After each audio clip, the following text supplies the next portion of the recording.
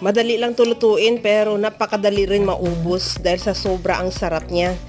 Mayroon ako ditong 3 cups na balagkit. Hugasan ko ng 3 beses din at lagyan ko na rin ng tubig ng 3 cups at lutuin hanggang sa maluto. Pagkatapos yan, itabi muna natin.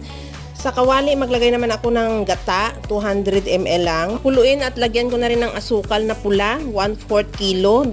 Pwede mo bawasan, pwede mo dagdagan at ilagay ko na rin yung sinaing na malagkit at ihalo hanggang sa ma-absorb lang yung gata.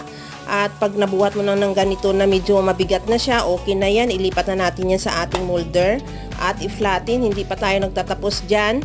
Para mas lalong masarap, lagyan natin ng toppings na yema spread gawa sa caramel.